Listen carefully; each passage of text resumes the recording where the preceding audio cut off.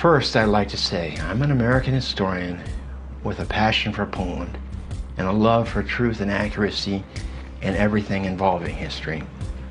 This can be confrontational and disturbing to some people who believe a certain way and who have been taught that one way is right, regardless of the facts that prove otherwise.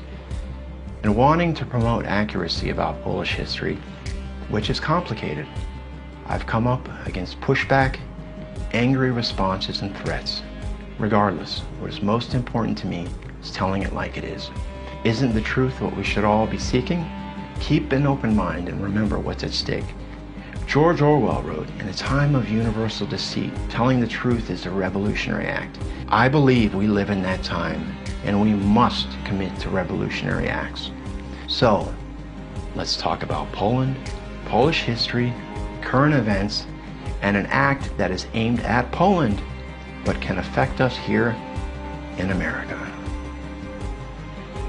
Poland was completely ruined at the end of World War II. Polish citizens were targeted for mass extermination by the Germans, who murdered 3 million ethnic Poles and 3 million Polish Jews. The number of Polish citizens lost is estimated at up to 1/5 of its pre-war population. Poland experienced physical destruction like no other country in Europe, with 84% of its infrastructure and 62% of industry destroyed. Poland suffered unquestionably, proportionately, the greatest human and material loss of any country during World War II, and Germany never paid Poland any reparations. Subsequently, Poland was placed under an oppressive and brutal 40 years of Soviet rule, betrayed by its allies as a result of the Roosevelt-Stalin-Churchill Agreement in Yalta in 1945. All that hell and suffering and a sense of betrayal. That was Poland until the Iron Curtain fell in 1991. It was only then that Poland could take a breath and start building a modern, prosperous country and start catching up with the rest of the World War II winners and losers who started rebuilding their much less devastated countries in 1945 with the help of the Marshall Plan.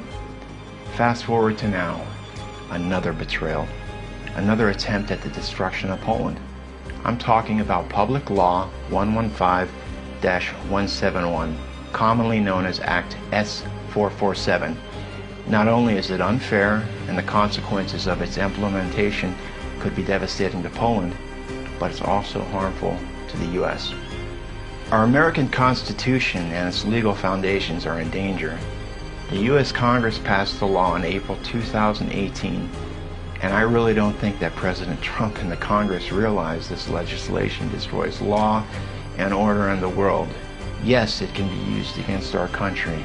This violates the American Constitution and breaks international law when asking to give properties left heirless to American and Jewish organizations who believe they should receive properties and assets from Poland. So-called Jewish restitution organizations are now claiming that Poland owes them money estimated at $300 billion and thousands of properties left heirless by Polish citizens of Jewish descent after the Second World War. These were legally transferred to the Polish state, as it was the same law anywhere else in the world. Imagine this confusion. It would be like some agency showing up at your shop or house claiming it was theirs just because people of their religion died 80 years ago and they supposedly owned it, yet they have no proof, even though your grandfather built it from the ground up and you legally own it just because they say so. Isn't that bordering on insane? I think so, but this act was passed simply because of the political pull that these people and organizations have. They have lots of money to influence people. That's really kind of shady and dishonest. These people bent on extortion believe that all of a sudden now they deserve this massive amount of property and money to be transferred to them from people that also suffered from the German genocide. Remember, 6 million Polish died in the Nazi German genocide. 3 million were Jews, 3 million were ethnic Poles.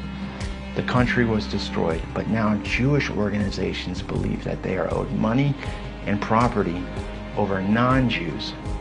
On top of this, Poland was given to Stalin and substantially nationalized by the communists. In Poland, courts have been giving back properties to anyone who had proof of ownership, if it was proven and legal for years, the right way. What we're seeing is the wrong way. Jewish organizations in the State of Israel have been receiving billions from Germany and other countries for years, and Poland has received practically nothing. And now they want additional handouts from Poland, the country who was an ally, fought the Nazi Germans, their citizens murdered, tortured, deported by both the Soviets and the Nazis. I consider this shameful. When will this stop? We also need to know some background on real Polish Jewish history, not the one-sided history that portrays Poles as peasant pigs, collaborators with the Nazis, hell-bent on burning Jews in pogroms, ready to move into the houses of the dead. Israeli envoy Ambassador Israel Katz says Poles suckle anti-Semitism in their mother's milk and had no real recourse. It was just brushed off. What if a Polish leader said that? There would be all sorts of hell. But to criticize Jews, well, you know, you could get in a lot of trouble for that, and it could even land you in prison if you question the Holocaust. Here's some Polish Jewish history that most people don't know. Many Jews were actually part of Stalin's communist government, and after the war were involved in the torture and murders of tens of thousands of Poles who fought the Nazis. Jews were even involved in the trial, torture, and death of Witold Pilecki, a mostly unknown Polish hero to the world, who actually volunteered for Auschwitz and escaped and then tried to warn the Allies of the Jewish Holocaust, a truly incredible accomplishment. After the war, he was tortured personally by two of the most notorious Jewish Stalinists, both ironically rescued by the Poles from Nazi Germans during the occupation of Poland.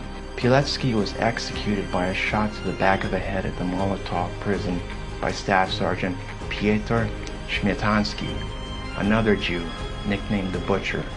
Pilecki said of his time with the Soviets that Auschwitz was child's play. There are even documented cases of Jews murdering the same people that saved them from the Holocaust.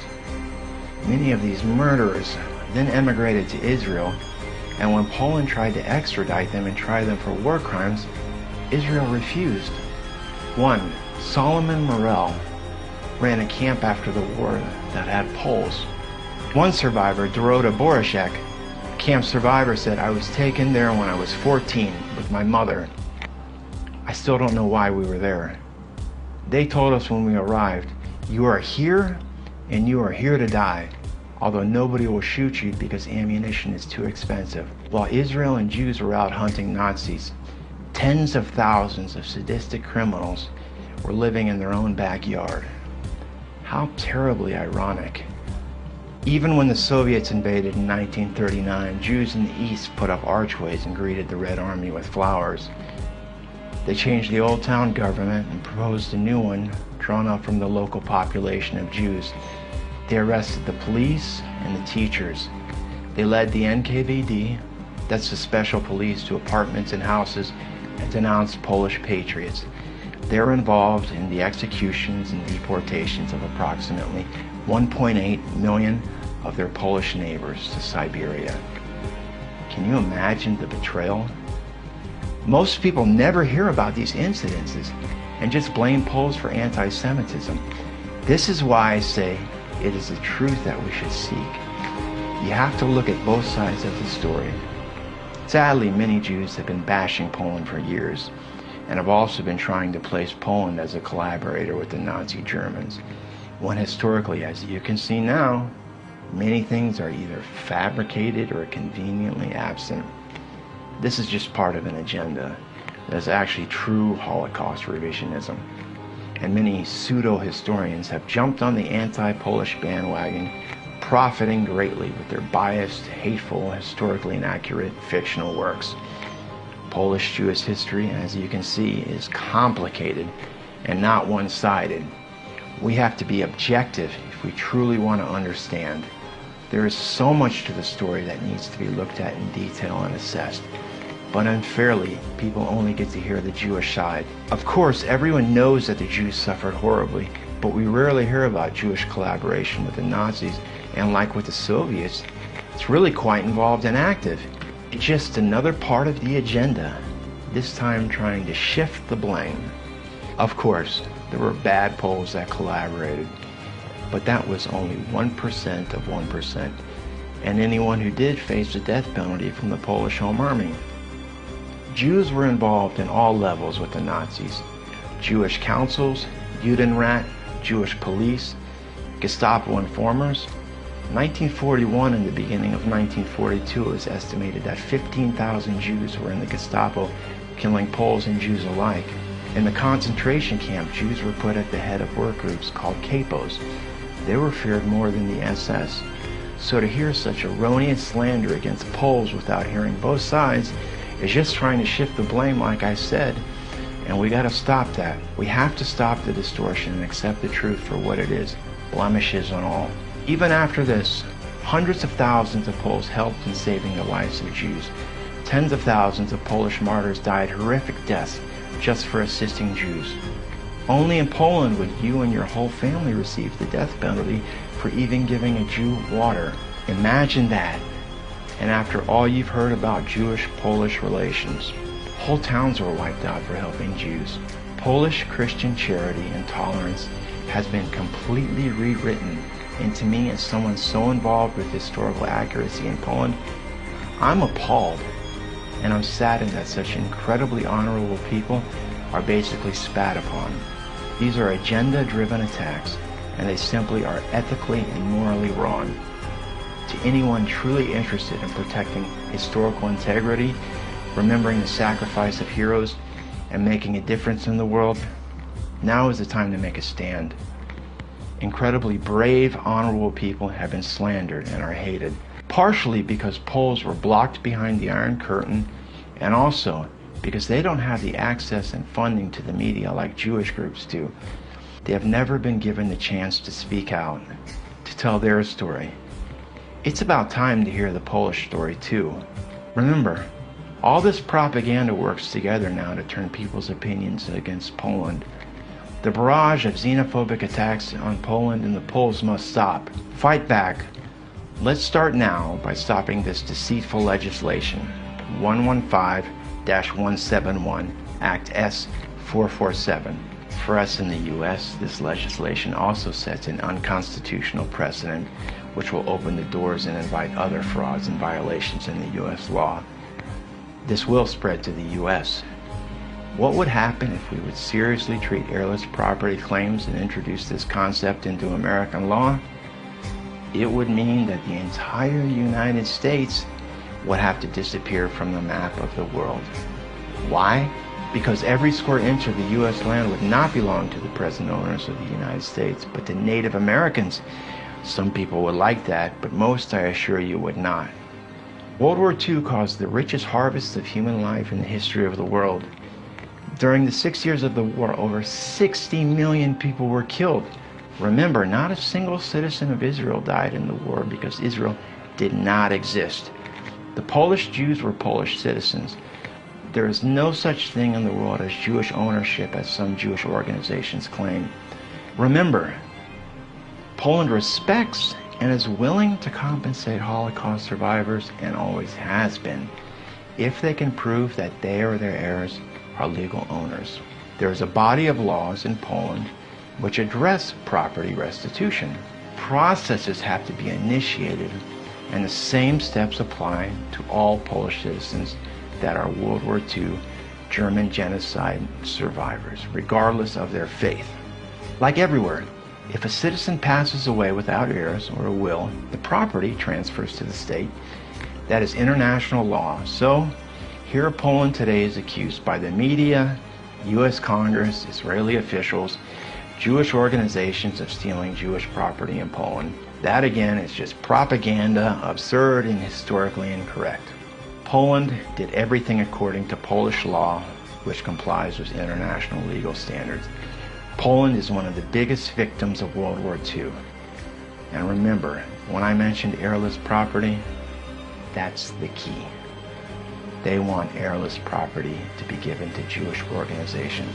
Also, Public Law 115-171 Act S447 only mentions one group of victims. It doesn't mention others. The Nazi German genocide in Poland was horrifying, and all people deserve to remember. Stopping 114-171 Act S447 will prevent robbing Poland by so-called Jewish restitution organizations shamelessly abusing the Holocaust to get rich.